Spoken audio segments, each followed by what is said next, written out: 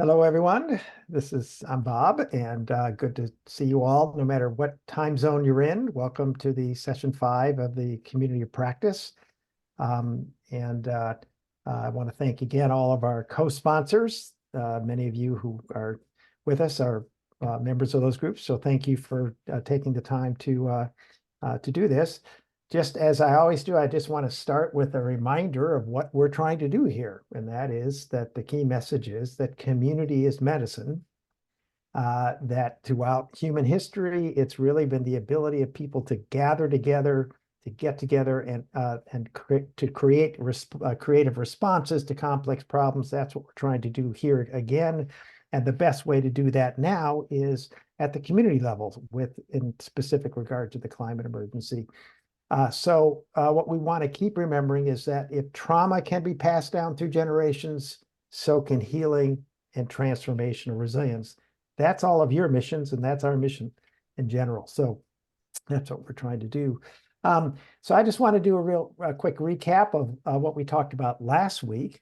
I started with the analogy of the sewer system versus trying to treat issues medically that were caused by poor sewer systems and water systems. And so using a public health approach to mental wellness and resilience is really essential to clean up that sewer system. And I won't keep using that analogy. I'll stop it after today. This is especially true when it comes to the widespread mental health and psychosocial issues that are generated by a global problem, the climate ecosystem biodiversity catastrophe. So then we focus on the first foundational area that the resilience coordinating networks really need to focus on to build population level mental wellness resilience, and that is building social connections across boundaries in the community.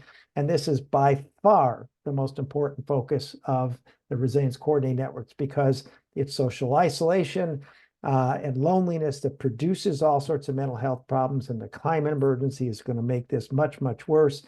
And both strong and weak social connections are essential to deal with the toxic stresses and disasters that are already emerging pretty rapidly and are going to get worse. There's a variety of methods that you can use this. We heard one from Ruben. We heard one. I gave a brief overview of Howard Lawrence's Abundant Community Edmonton's program. He apologized. Something came up and he tried to get back on and couldn't, so he missed it. But we might try to get Howard back on later in the community practice.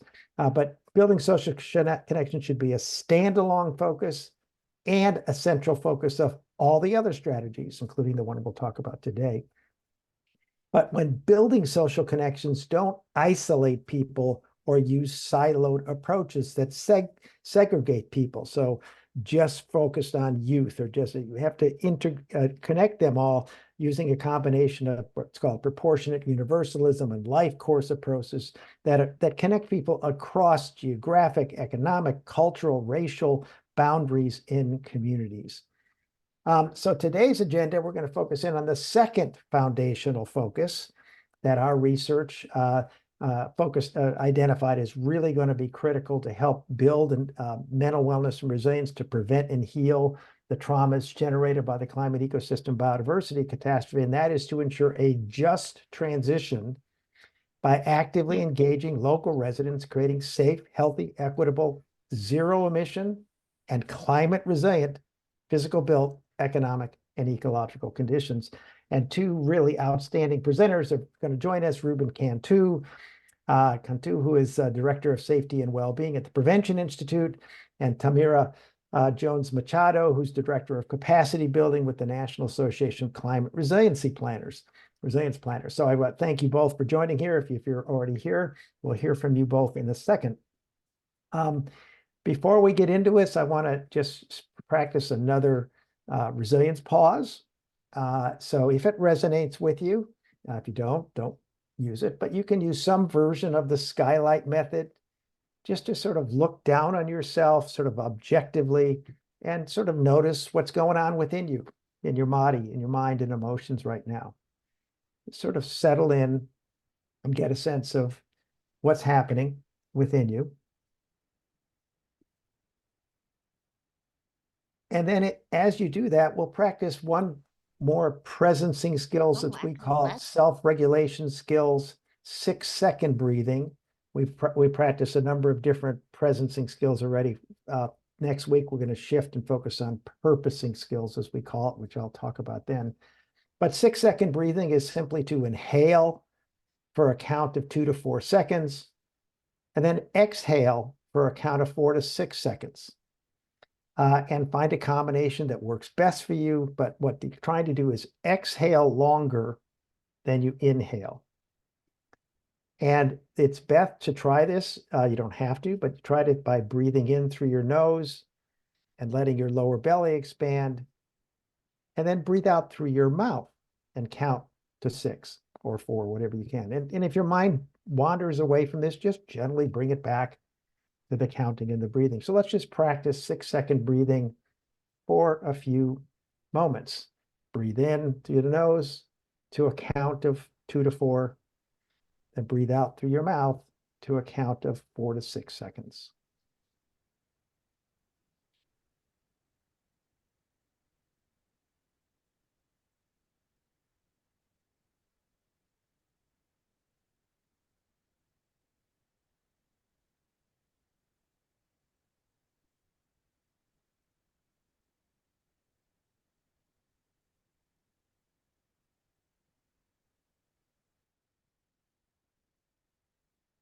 And then just again, as you can practice this throughout the session, just notice what's going on within you when you do that. Does any without trying to change anything, there's no right or wrong. Just sort of keep noticing what's happening within you. So let's start with a breakout session. The instructions today is just share how you feel in one word if you can. Also discuss did you practice the control test that we talked about last week, and did you teach it to somebody else? And if so, how did that go? And if not, why not? What was the issues? And what stood out for me from Robert Sanger's presentation and my brief overview of the Abundant Community Edmonton Neighbor to Neighbor initiative and the overall importance of building social connections? And did you share that information with 2 to 3 other people that we've been talking about, you working with, that either talked about forming a new resilience coordinating network or expanding an initial one? And if so, did you decide how to proceed on how to build social connections in your community? And if not, why not? So we'll turn it over to Jesse, and we'll just see you in 10 minutes. Enjoy your session. Opening the rooms now. Enjoy.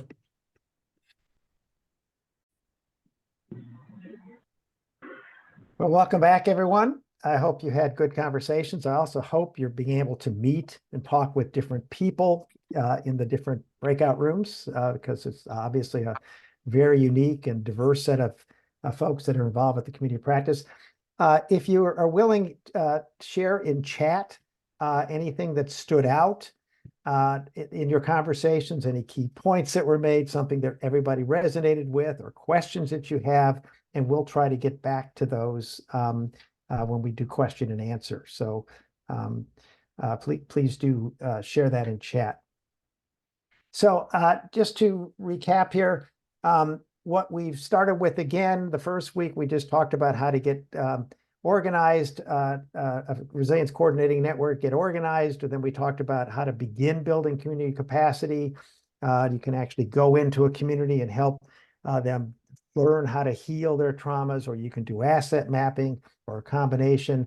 And then last week, we talked about the first of the key foundational areas, build social connections across boundary. Today, we're going to focus on making a just transition in physical, build, economic, and ecological conditions. And then we'll talk the next 3 weeks on the other 3 foundational areas. And then the last 2 sessions, we'll talk about how do we make progress, problem solve, et cetera. And just want to reiterate again that all of these foundational areas are interlinked. They're not really standalones. So when you're trying to make a just transition, as you'll hear from the 2 presenters today, you're also building social connections, et cetera, et cetera. So just keep that in mind. What does it mean to sort of build a just transition, and what does intersectionality mean? So let's just take a second and have you do a short exercise. If you will, just sort of think about what part of your identity that you are most aware of on a daily basis is. And just write a few notes. Oh, I'm late all the time, or I get sleepy, or I am not aggressive, or I am aggressive, whatever it might be. What are you most aware of on a daily basis?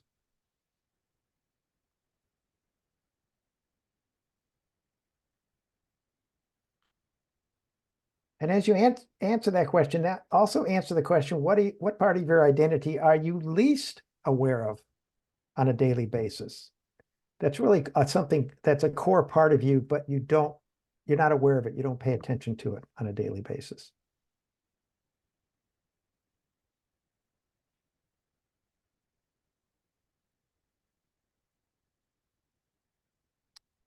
And then if you can, write down your answer to the part of your identity that provides you with the most privilege. What would that be?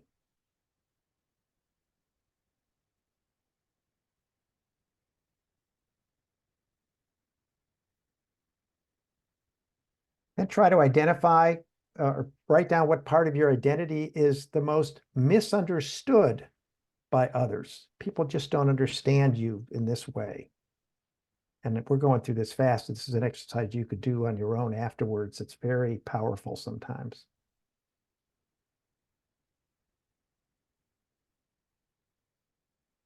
And then if you can, write down part of your identity that might make you feel discriminated against in some way.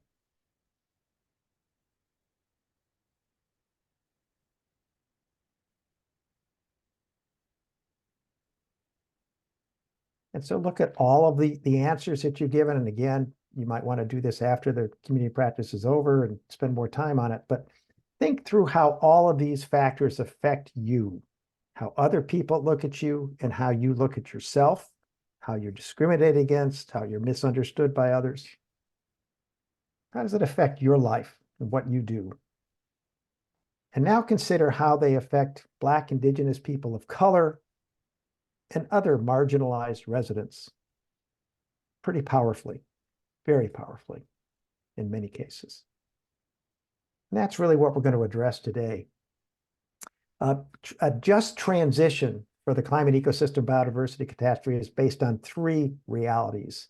First, that the impacts of and actions to cut emissions, regenerate nature, and adapt to climate impacts can generate profound social, economic, and ecological harm. And without specific, explicit, sustainable, that is, ongoing preventative actions, those changes can unjustly impact BIPOC and other marginalized residents and unduly benefit wealthy populations who contribute the most to the climate ecosystem biodiversity catastrophe, while the Black, Indigenous people of color, marginalized populations have contributed the least. So everyone has an ethical and moral responsibility to ensure an equitable distribution of both the downsides of the transition we need to make and the benefits of the actions and policies we adopt. So a just transition really needs to include three core elements. One is active participation of affected communities in planning, implementing, and evaluating all solutions to deal with the climate ecosystem biodiversity catastrophe. Anticipating ahead of time the negative impacts through assessments that foresee and proactively then prevent harmful outcomes. And significant ongoing support through targeted financial aid and capacity building efforts that really enhance the capacity of marginalized populations, communities to actively participate in ensuring a just transition. Meaning government shouldn't do this alone, or a couple of nonprofits don't do this kind of work alone. This has got to be active participation by people in their communities, and that requires financial aid and capacity building. And there's three areas that a just transition needs to focus on. There's actually more, but the real three keys are physical built condition, transportation systems, housing, public spaces, energy, and climate adaptation in those.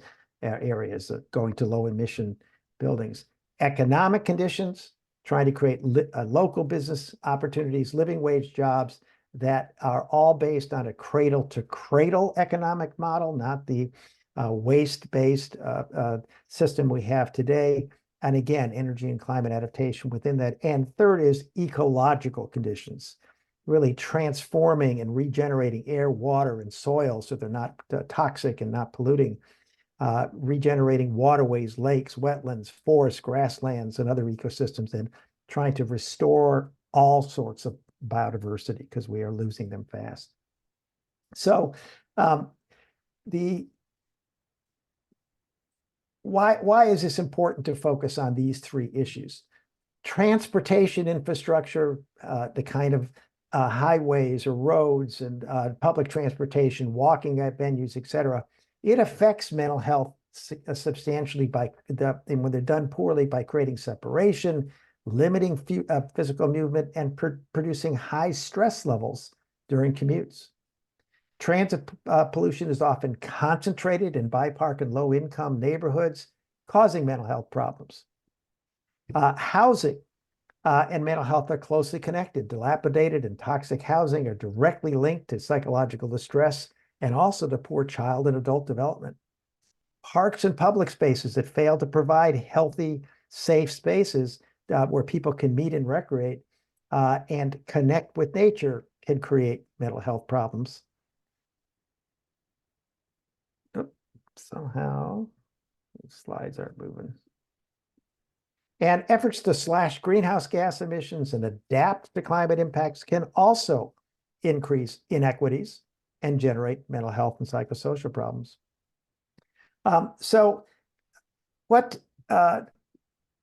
Why do we focus on local economic conditions?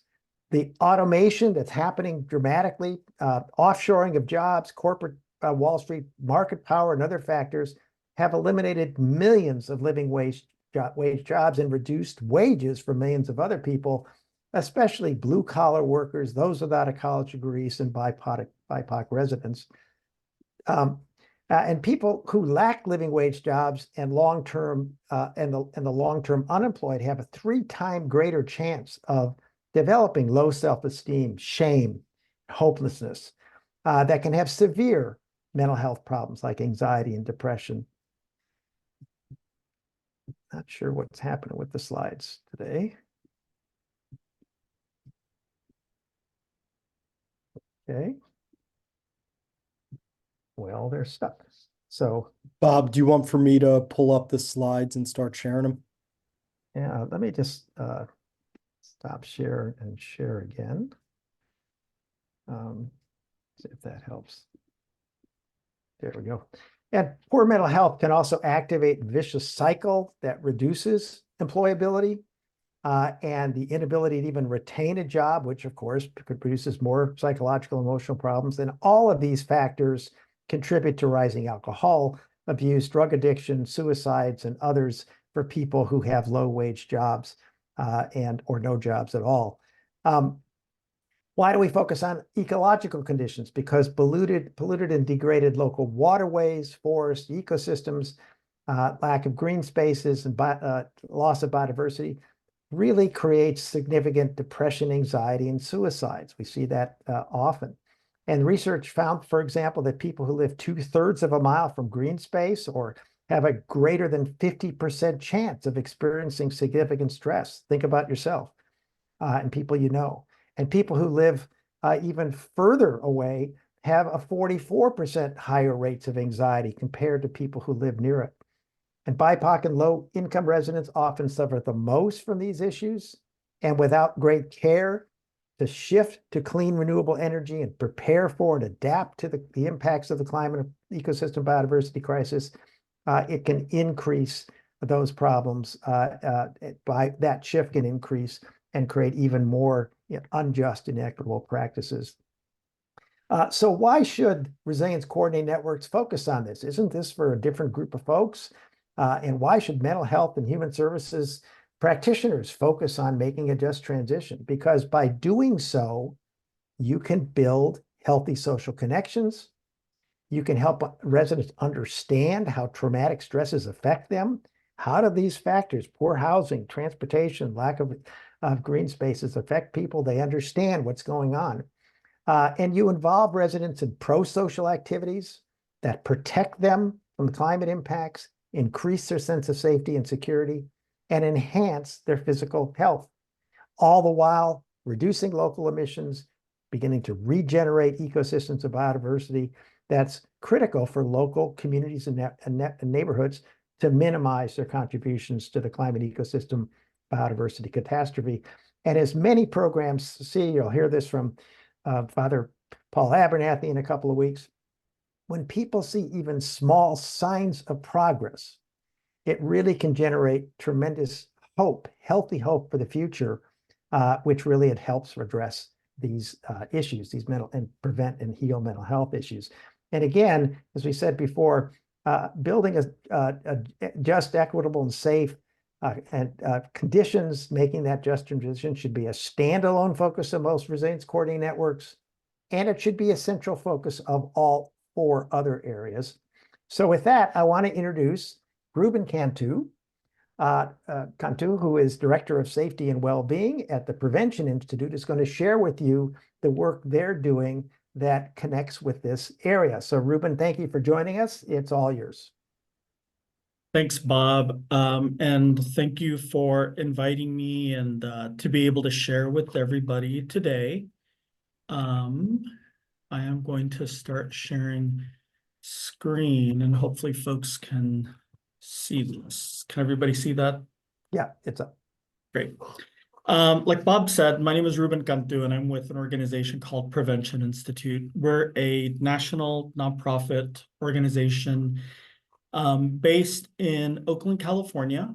That's where I'm located. We've been around for about 25 years. Our main headquarters is in Oakland, but we also have offices in Houston and Los Angeles and a couple of other staff in a couple of other places in the country. And as the name implies, our focus is on prevention, and specifically on what folks call primary prevention, trying to prevent illness and injury before it has a chance to occur. We work on a number of topical areas, everything from looking at things like the built environment and park equity and transportation equity, to mental health and well-being, trauma and resilience, and preventing violence and working on community safety. All of that work sits on a foundation of health equity and racial justice. And we really do our work because so much of our system when it comes to health is focused on asking people to make changes to the way that they live their lives.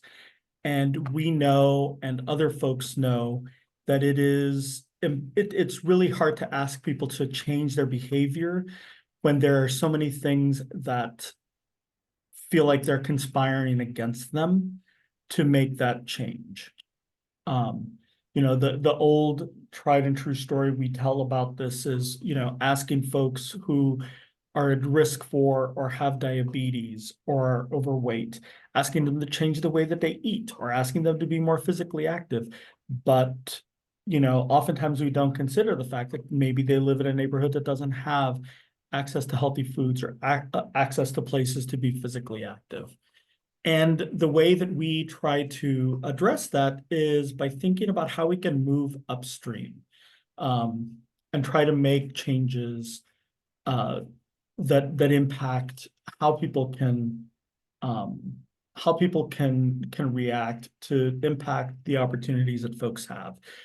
There's a parable that I often share, and I'm sure a lot of people have heard it as well, about 3 sisters that are walking along the banks of a river, and they come across some children drowning in the river, and one of the sisters jumps in and immediately starts saving folks, pulling the kids to safety. The second sister jumps in and starts teaching some of the kids how to swim and how to at least keep their heads above water while her other sister is kind of pulling folks to safety.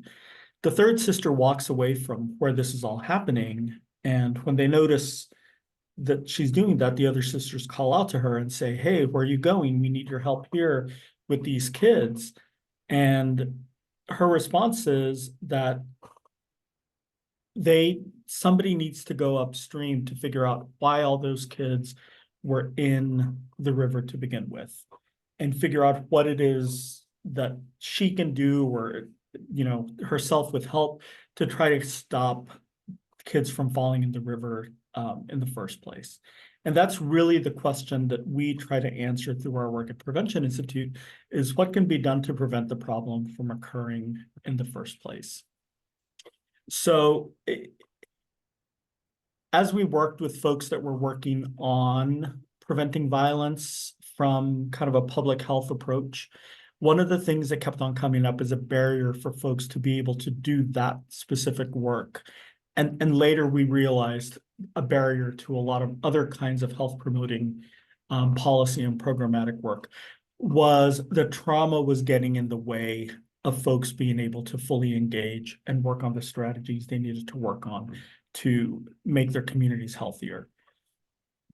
And so when we started looking at that, along with our research partner at UCSF, Dr. Howard Pinderhughes, we started looking into what folks were talking about when they talked about trauma. And we realized very quickly that folks were not just talking about the trauma that we usually think about and talk about, exposure to violence in the home, what folks think about when they think about adverse childhood experiences. And what we were really looking at were these community level indicators, community level impacts that people were feeling. And what it really boiled down to was realizing that these bigger, broader structural drivers, the way that power, money, and resources are inequitably distributed in our communities, were the things that were also creating the conditions that harm communities and contribute to trauma at an overall community level. And these drivers are things like the housing market and the economy and the educational system, our justice system, immigration policy, all of these things, and the violence and the harm that comes from these things are on this chart here. And there's probably many, many more than we kind of listed here. These are just a sampling of examples of the ways those structural drivers kind of manifest into violence that community members feel. Things like failing schools, disproportionate exposure to toxins, poor transportation systems, poor food systems, homelessness, displacement, gentrification, family separation. Like, all of these things are the ways that these structural drivers end up harming communities. And we see these symptoms manifest in communities around us, things like intergenerational poverty and limited employment opportunities and disinvestment in communities, deteriorated built environments, and disconnected and damaged social relations and social networks, and a low sense of political and social efficacy. These are the ways that these structural harms end up manifested in communities, and these are the things that we see in a lot of the communities that we're facing. And as we were doing this work and putting this framework into place, we realized this is not just something that's manifesting as a result of violence in the community. It's also something that we can use to think about things like substance misuse and the opioid epidemic, or the climate crisis, or other big unwieldy challenges that communities are facing, and really kind of provides us an opportunity to think about what are some of the solutions that we can put into place to help folks. And really the solution is trying to build toward community resilience, the ability of a community to adapt, recover, and thrive in the face of adversity. And it's really important to kind of have that thrive aspect to it as well. A lot of times when we've talked about resilience with low-income communities, communities of color, folks that have been systemically and intentionally disadvantaged over the years, when, you know, they've often heard of resilience as being able to bounce back, but the place that folks are bouncing back to might not have been a good place to begin with, right? So it's about not just about bouncing back, but about bouncing forward. And to try to address some of these challenges, we need to have both community level strategies, but also individual level approaches. So making sure that folks that are dealing with trauma are getting trauma-informed care and access to mental health services, but that also we're working on the strategies at a community-wide level that can help to reduce the risk of violence and the threat of violence, whether it's interpersonal violence or structural violence. So things like working on restorative justice and economic development, building relationships and strengthening networks, having positive social norms, creating safe public spaces, and improving the built environment. And in all of this, as we think about the ways that we need to make those positive changes in those clusters, we always think about healing as being kind of the centerpiece of this, and how we need to really think about healing as one of the most important parts of this, as the most important, because if folks are not given the opportunity to heal, if folks are not given the opportunity to kind of think about how they can come together and overcome the challenges, they won't be able to work on these challenges and not only make the changes necessary within our communities to put us on a path to resilience, but also then starting to engage those systems that need to change and turn those systems that have been drivers and producers of inequity and trauma into systems that can help us to produce equity and justice and resilience. And so, Bob, I'm not sure how much more time I've got, or if I've kind of used up my time. Maybe just one more minute. Okay, I'll tell just like one quick story about an organization that we've worked with for many, many years called United Women of East Africa Support Team in San Diego. They're one of my favorite groups that I've been able to work with over the 8 years that I've been at Prevention Institute. And they were a group. This is an organization that was founded by mothers who were refugees from East Africa, from Somalia, Ethiopia, and a couple of other places. And they were refugees to the United States. San Diego is one of the biggest places, one of the cities that has the highest resettlement hubs for refugees, particularly from East Africa. And these women saw that there were really intense mental health needs for their young men who were disengaging, who were engaging in risky behaviors, and they really felt that they needed to do something to try to engage these young people, to try to build up their resilience, but also to get them activated in trying to improve conditions in their communities. And so they engaged the young people to go out and do a community assessment and figure out what are the things that your peers think are driving the challenges that you all are facing every day, whether it's around access to jobs or mental health needs. And a lot of the things that they identified as things that they wanted to work on were things like you can see in the picture here, living wages and housing and education and the look, feel, and safety of their communities. But the thing that kind of undergirded everything was the feeling that they needed a place to be able to connect with each other and build relationships and strengthen their bonds so that they can support each other. And in doing so, they were able to not only work on helping each other build their resilience as individuals, but they were able to build a really strong organizing and advocacy base to be able to advocate for the things that they wanted to see changed in their communities, like advocating for anti-eviction strategies and anti-displacement strategies and things like that. And so just all that is just to say that, you know, there's no way that you can work on changing community conditions without also working on building on the connections and the networks and the norms in a community as well. That kind of builds the foundation for being able to move forward and work more strongly on the challenges that the community is facing.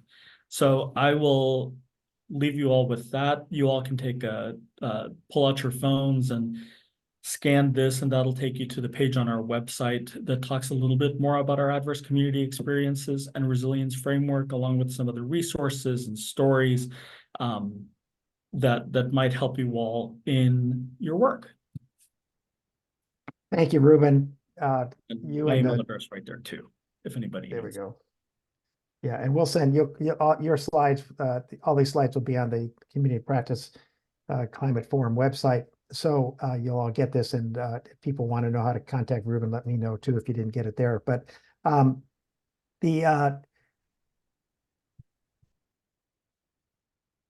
the Prevention Institute has always done great work, and I know you're doing great work, and thank you so much for doing that.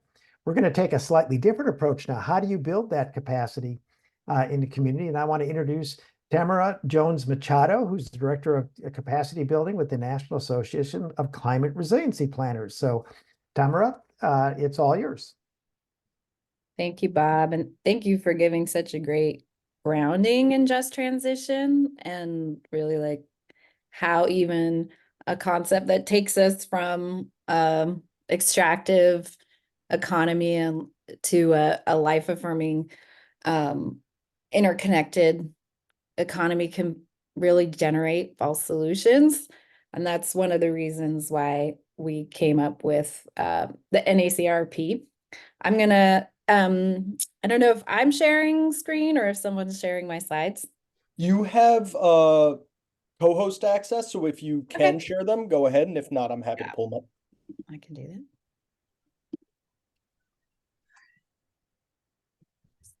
Slideshow, so y'all can see that. Yeah, as Bob introduced, Tamira Jones Machado with the National Association of Climate Resilience Planners, which is a program of People's Climate Innovation Center. And what the National Association of Climate Resilience Planner is really is a community of practice of folks. As you all know, I feel like I'm preaching to the choir with this stuff, is that process determines outcome. And our approach to all work, regardless, you could take climate resilience out of this and it would still be relevant for anything, is a community-driven planning approach. And this really came out of a very collaborative collection of on-the-ground voices and how communities were asserting community-driven and community-owned planning processes and subverting top-down planning. And we developed a framework that came out in 2017, kind of documenting this process. Why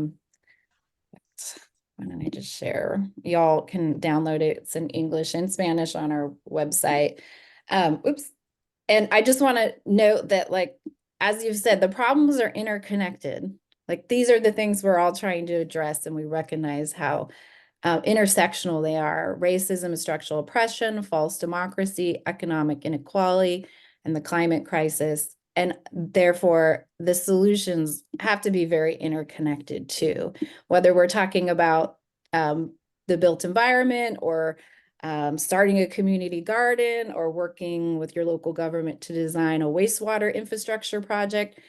These things have to be community-led to benefit community. And community is living in the reality of the impacts of our climate crisis, our structural racism, inheritance, disinvestment. So all solutions need to be built on economic justice, regenerative systems, interdependence, and deep democracy. And the real engine of community-driven planning first starts with visioning. And it was great to be in a breakout and listening to the conversations. Like, this is intuitive, I think, and can be really culturally specific and place-based specific. But we start with visioning as part of the community-driven climate resilience planning framework. So communities are building their capacity to put forward a vision of resilience and assert a set of community priorities. And that's done through whatever relevant process people have. But if you can't see the future you want, it's really hard to build towards it and maintain momentum for it. So we always start with a visioning process. You also need power building. All of this is people building power building, you know, for the community to be able to assess their own vulnerabilities and challenges and define for themselves what the problems are, so they can define for themselves what the solutions are. And solution development is the key engine of like really building community voice and power to get climate solutions resourced and implemented. A lot of us get really burnout trying to intervene on public planning processes. And part of it is like, we need to recognize if it's not community led and community driven, we're always going to be trying to course correct and ask community members to come to a table that wasn't set for them. So what we're really talking about is like a shift in governance. And I think you all know this, but we're overdue. Like we need to replace the paradigm with a new norm, which is community-driven climate resilience planning. And you'll recognize some of the aspects of it in your own work. It's pretty straightforward. It needs to be effective. And what that means is solutions developed and driven by people impacted by the problem are going to be the most responsive and successful in achieving their outcomes, because communities know what the problems are. They understand the built environment. They understand the economic situation. They understand the social impacts. They understand housing, and they understand flooding. So first and foremost, one of the characteristics, it's just more effective to do community-driven planning. It's place-based. When we talk about climate resilience plans, these have to be rooted in the cultural and ecological assets of a given region. So every place is unique, as you all know. The challenges are unique. The people that live there are unique. So it's really place-based. It has to be equitable. It has to address the inequalities that contribute to vulnerability. And that's part of like the trauma-informed facilitation and the healing that needs to happen in communities in order to identify and address the barriers to participation. It's democratic. In fact, we're just like building people power muscles for community-driven processes to support healthy decision-making. So building the capacity of residents to participate in public planning and policy, and really nurturing a culture of participation and decision-making. It's collaborative. It's grounded in shared values and an understanding of the problems impacting vulnerable communities. It's life-affirming, which probably most of us who've been to a city council meeting would not call that life-affirming. But I think community-driven planning, it's an antidote to that bureaucratic planning process that is really limits public participation. It can often just exacerbate historical traumas, invalidate cultural wealth and ecological wisdom that's constantly ignored by conventional planning models. It's integrative. It's whole systems approach to understanding problems and decision-making. And I'm going to share some examples so this feels more tangible to the topic. Here, I live in the Bay Area in Pinole. This is the Ohlone Territory in California. And Marin City, it's on the bay. Our former fellow Pandora Thomas helped facilitate this Marin People's Plan, which really came out of flooding in lowland areas. Marin City's a pretty affluent community with a lot of marginalized areas that are being impacted by flooding along the 101 corridor. And this planning process was really grounded in community-driven planning, and also Pandora is a permaculture practitioner. So you'll see some blending of a planning process to address flooding, but also brings community to the table as owners and designers of that process, which is unique. I have to say, as somebody who has a planning background. And there's other communities in the Bay Area. San Rafael and the Canal Alliance is working on lowland areas where mostly immigrant populations live that are being most impacted by climate change and flooding. So share this video. Just make sure it's.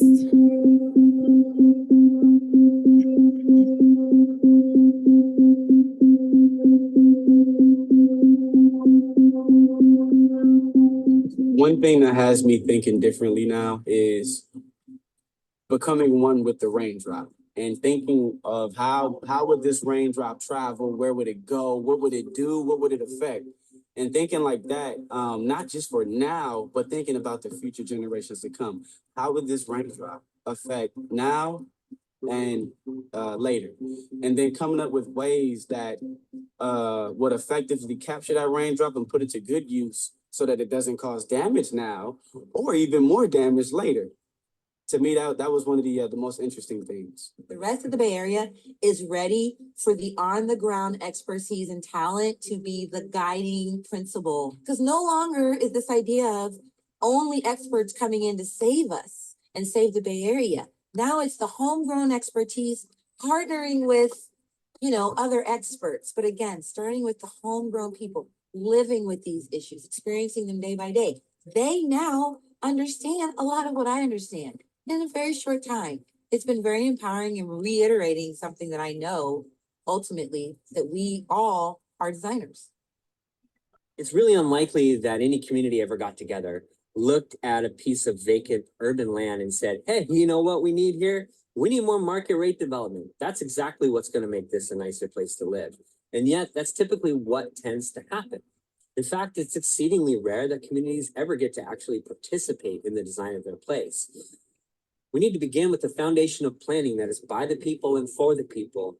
That can serve as a starting place where developers, designers, and agencies can come together and collaborate with the community from the beginning. This is something we might call a people's plan. And a people's plan is truly inclusive, where the needs of everyone are met with nobody left out.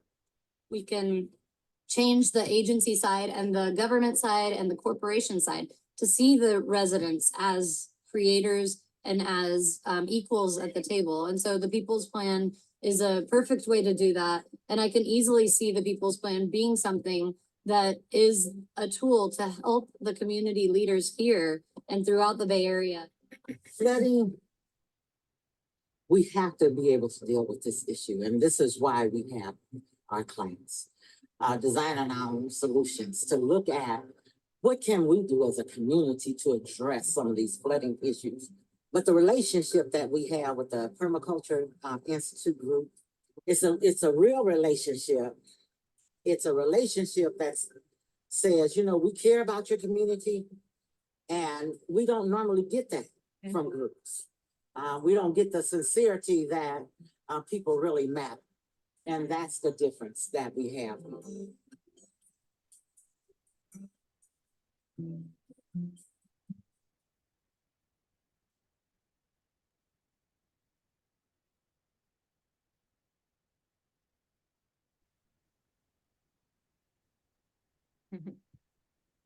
I love that video for a couple reasons. It's just like, it's hard to imagine a different, process until you've seen it in actuality.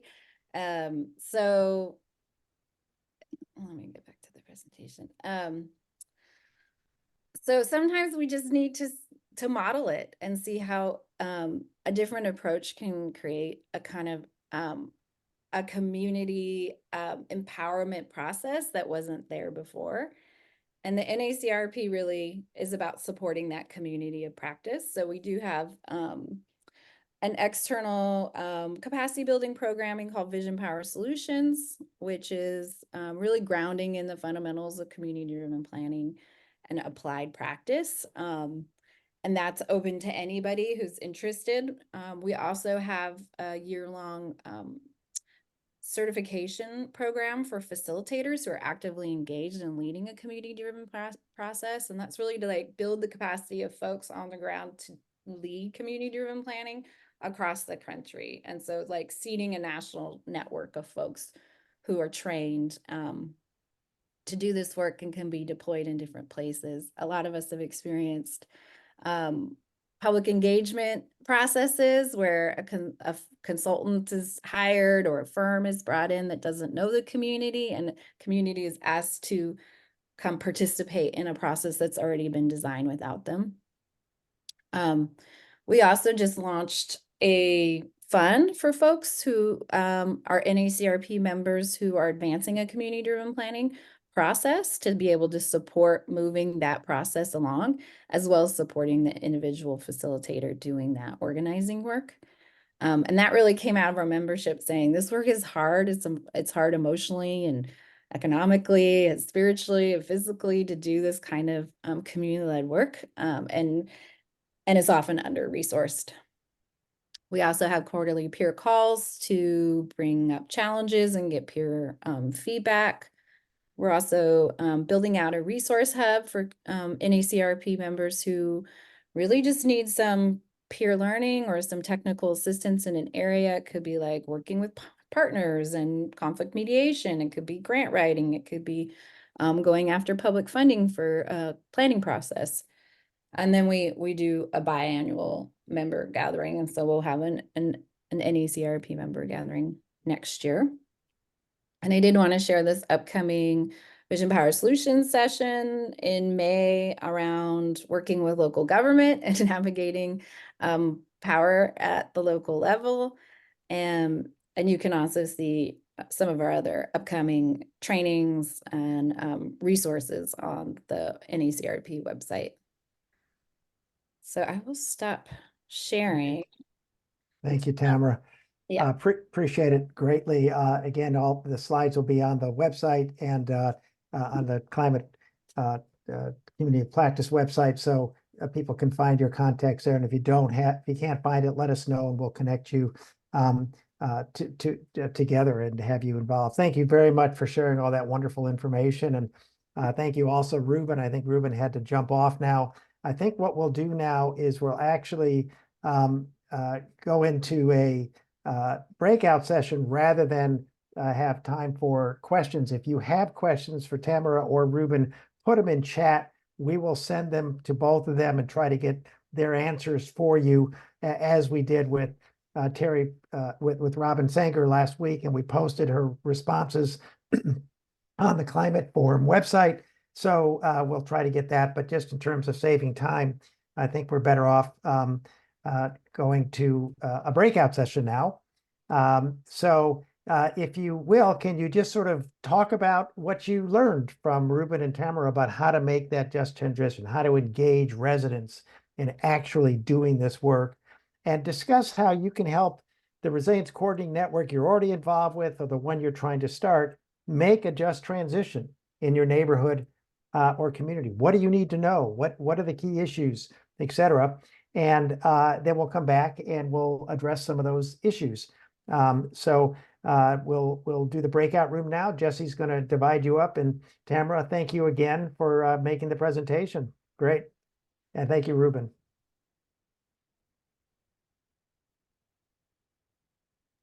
All right, I am opening the rooms now. Look forward to seeing you all again soon.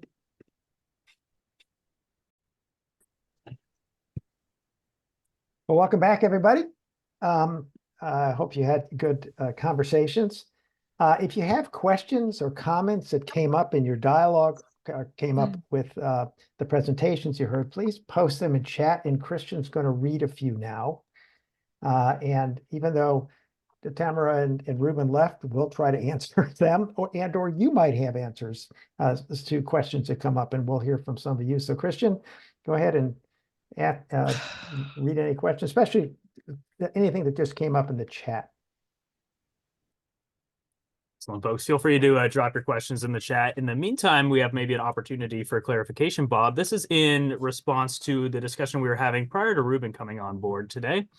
It seemed like Bob was saying that public transit and commutes add to stress and pollution, but doesn't it lessen it by taking more cars off the road? Good question. It can. It depends on how it is. If you're clearly vehicles will cause pollution. Being in long traffic jams can cause mental health problems, and the pollution can cause mental health problems. So the more you can reduce that, the better. But it depends on the kind of public transportation you have. I know in some communities, the public transportation is no longer safe, or people feel unsafe on it. And that can cause stress that leads to problems. So it really depends on how it's designed, how it's managed, and how it's done. There can be pros and cons to both, but clearly public transportation ultimately is better if you can make it safe, healthy, easy to get to, easy to use. There's one community I've worked with, the public transportation, you could get off at some place, but you still had to walk about 3/4 of a mile to the person's home through a very dangerous neighborhood. And so the person didn't like that. It wasn't very, it let them feeling very stressed. So there's pros and cons to both. Thank you, Bob. So when folks are living in large cities away from significant green space access, plus other negatives are, but however, might be financially comfortable or wealthier. What's the difference in the effects of the climate, ecosystem, and biodiversity catastrophe versus folks who maybe live in more rural areas? Say that again. What's the difference? What's the question? I'm sorry, I didn't catch it. No problem. So when folks are living in large cities away from significant green space access, plus other negatives of living in a large city, but maybe financially more comfortable or wealthy, what's the difference between the effects on folks living in these cities in regard to the climate, ecosystem, and biodiversity catastrophe versus folks who may be more marginalized or living in rural areas? Okay, thank you for that question. If I understand it correctly, certainly if you have more resources, at least initially, you're going to feel and will be better off most of the time. But it depends on, again, there's no right or wrong or absolutes here. What we're seeing in some parts of the world already, we will increasingly see, are food shortages, water shortages, and other sorts of things that people in urban areas feel. But people in rural areas that have more green space are actually more likely to be able to care for those issues. So there's pros and cons to both. Also, even we just experienced it out here in the Pacific Northwest. We had this big ice storm we've heard about, and nobody could get anywhere to help anybody or to go get food, at least where I live, for 5 days. You couldn't drive, you couldn't go anywhere, and you had no power. Whereas in rural areas, you're likely to have a better access to places just through back roads and other sorts of things. So I think if I understand this correctly, the question, I think there's pros and cons to both, but the climate, ecosystem, biodiversity catastrophe is going to affect urban areas and rural areas in different ways. But the more green space you have, the more open spaces, the better off you're all going to be. Thank you, Bob. So how can we create a prevention mindset with the healthcare industry and medical models that are foundational today? Yeah, thank you for that question. And that, of course, is the centerpiece of the community practice. That's really what we're trying to do. We're really trying to shift from the medical model to the public health model, an epidemiological model, where you're focusing on prevention first, trying to get at those sources. And again, rather than trying to change the whole industry, what we suggest is you work on it in your neighborhood and your community, and you get people actively involved in this work, as you just heard from the two presenters. That's the way that this change can be made. I'm not going to worry too much about changing the whole industry mindset. I think what is needed is practical changes in communities and in neighborhoods that help residents deal with these issues. And with that said, let me ask a couple other questions for the rest of the time we have. How many of you have actually practiced the resilience pause skills that we've practiced and taught them to others in the last 5 weeks, 4.5 weeks? And if so, if you did that, how did it go? What did you learn? Can you just post that in chat real quick, and then Christian can read it out? How many of you actually have practiced the skills? How did it go? Did you try to teach to others? What was that like?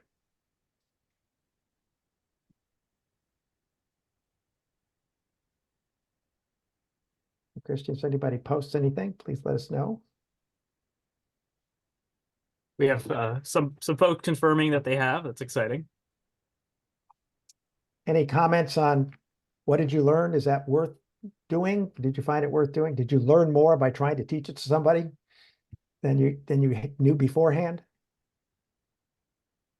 Yes. Folk reporting that it went well, and the people that they shared with seemed appreciative. Yeah, and using the control test within their professional network, fantastic. Right. Incorporating these skills into the some recent loss of a family member. Wow. Taught some of the family members to use them. Right. Other folks also using them within a familial context, and they're reporting that they're very helpful. Some folks practicing these skills, not necessarily teaching them yet, but building up those skills personally. Right. So was there one more? Oh, yes. And then folks highlighting the nuance of the skylight method and how that's been helpful in their practice as well. So thank you all for your contributions. Yeah, thank you for that. We're going to, in a couple of sessions, we're going to actually have a session where you can teach the skill to somebody else and get feedback from other community practice members. But the reason we're doing this is not to help you learn resilience skills alone, obviously, but that's important. That's self-care. But that's what we want to do in our communities and neighborhoods, is help everybody learn these different kinds of skills.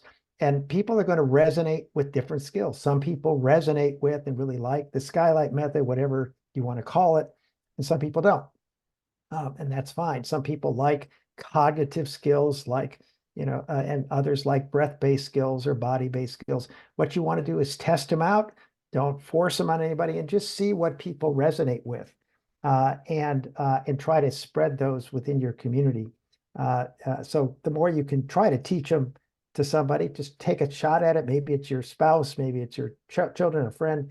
The more you'll learn more about the skill themselves just by trying to teach it, and the more you'll learn others. But so also then, how many of you talked with others about forming a resilience coordinating network or expanding an existing one, as we've talked about? What have you learned so far if you've done that? And if you can post that, that would be also helpful. What have been the outcomes of your efforts to try to talk about and get a momentum going on forming a new resilience coordinating network or helping an existing one? And Christian, if any comments come in, that would be great. Yeah, I'm seeing a lot of great use of the resilience pause skills and teaching those to others too. And looking forward to seeing about the forming RCNs here.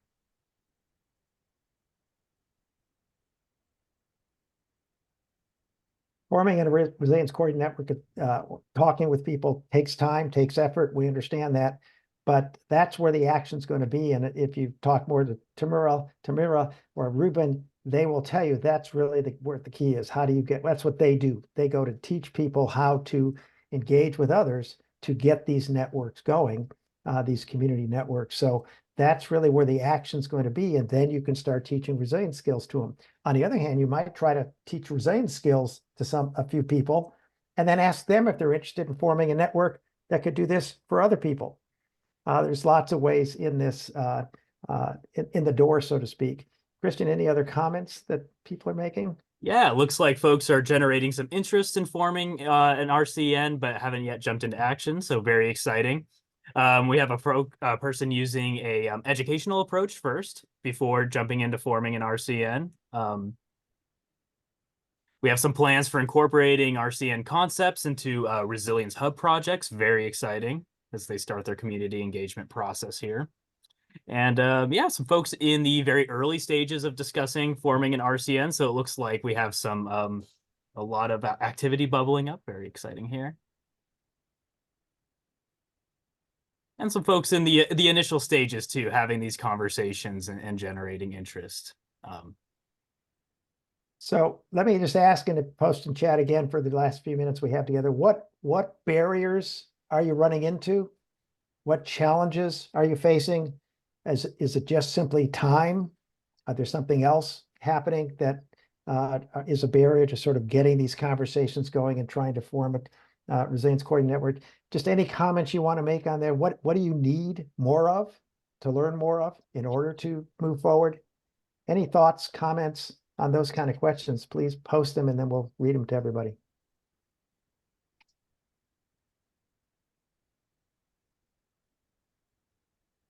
Thing popping up there.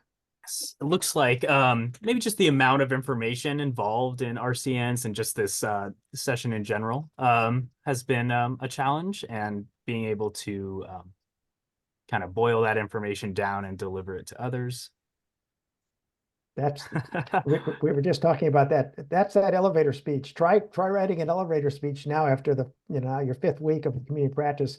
Try a new elevator speech and see if you can get it down to a very 1 minute, 2 minute presentation of what you're trying to talk about. It's very helpful to sort of just work on it, because you first start with 10 pages and then you try to get it down to 1. So go ahead, Chris. Is the person mentioning they need to clone themselves or figure out how to make more time, and I agree with that. Some major political rigidities and resistance to change, letting go of the siloed nature of some of our work here. Folks in need of maybe a more collaborative effort with others who may be interested in doing this work, so forming community around this. Limitations regarding capacity for people, organizations, and systems. Maybe some differences in process.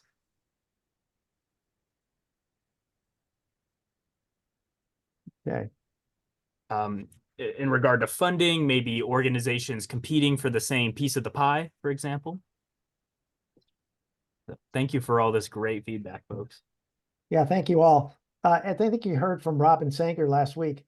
One of the ways to start when you don't, it feels like a big barrier and people are siloed, et cetera, is to just start. Just start talking to a few people. Get some friends or family or neighbors together and start the conversation. Have tea with them or coffee or whatever. And you never know where it's going to happen. It can take off. It might not go anywhere. But I encourage you just to try to start moving forward and see what happens, even though it feels overwhelming. So it's just something to consider. Just in closing, if you want the continuing ed credits for this session, please remember to fill out the continuing ed form, the evaluation form that you'll get from the American Public Health Association. Homework today is to practice the 6-second breathing, resilience pause once a day. And if you can now, try to teach it to somebody else. Pretty simple skill. Try to teach it to somebody, see how it goes, and see how much you learn by trying to teach it. And then secondarily, share what you learned today about helping to organize people and talking through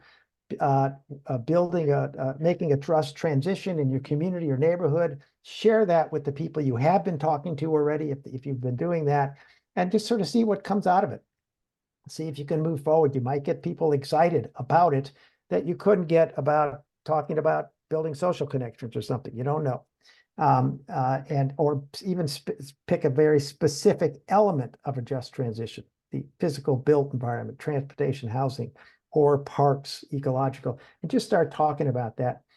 I just want to also, in closing, remind you that not this Thursday, but the following Thursday, we're going to have another quote unquote special session, meaning it's totally voluntary and people can, whoever wants to show up can. And this one is focused on building mental wellness and resilience with youth for the climate emergency, and the Mycelium Youth Network. Some 2 people from them, they're down in California also, are going to join us and make a short presentation on their work. They're doing a really outstanding work. But anybody else who's interested, anybody can join us. I encourage you all to join the session if you can, but especially if you're interested in how do you work with youth on these issues, that's what we'll focus on. And then we'll meet next Tuesday, the 19th, and focus on the 3rd foundational focus, building universal literacy about mental wellness and transformation resilience. So with that, I wish you all a very good week. We will take the questions you posed and have the 2 presenters answer those and get back to you. And I hope you all have a good week, and we'll see you next Tuesday. Take care, everybody. Bye, folks. Bye-bye. Thank you.